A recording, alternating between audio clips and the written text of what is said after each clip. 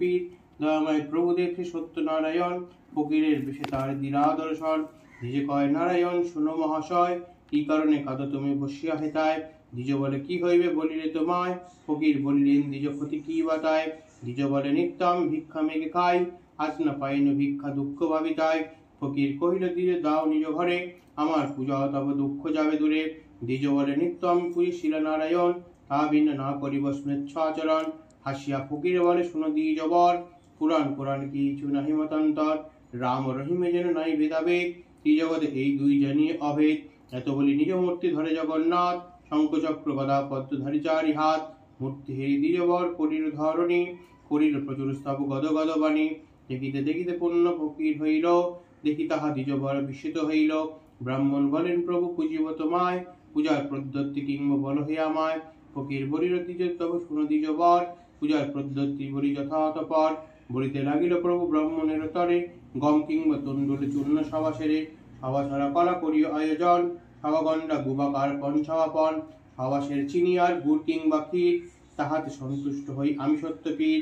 চিনি আর ক্ষীর যার দিতে নাই শক্তি, দুধ আর গুড় দিয়ে অবশ্যই করিও ভাপতি। বসিও সকল ভক্ত হয়ে এক মন, এক মনে ভক্তি বলে করিয়া পূজন। পূজন ত্রিব্রত কথা শুনিবে শ্রবণে, ভক্তিতে পূজা করো শাস্ত্রের বিধানে। সত্যপীর বলে সবে মাথে দিয়ে হাত, নারায়ণে বলিয়া করিও প্রণিপাত। প্রসাদ লইবে সবে শাস্ত্রের বিধান, এত বলি নারায়ণ হইল অন্তর্ধান। ভক্তিভাবে দ্বিজবর হয়ে হর্ষিত, কিছু ভিক্ষা কর্ম গৃহে হন উপনীত। ব্রাহ্মণ শুনিয়া তাহা হয় আনন্দিত, পূজা হেতু আয়োজন করে বিধিমত।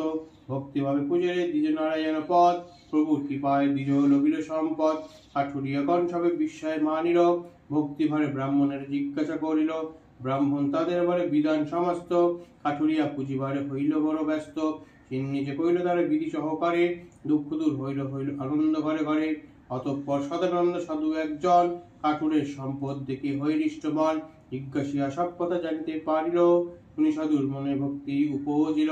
সাধু বলে অপ্রতুল নাই অন্য ধনে, কন্যা নাই দুঃখ তাই সদা ওঠে মনে। যদ্যপি জনমে এক আমারও তনয়া, সত্যদেব পূজা করে আনন্দিত হইয়া। এত বলি গেল সাধু অঙ্গীকার করে, যথাকালে জন্মে কন্যা অতি পরম সুন্দরী।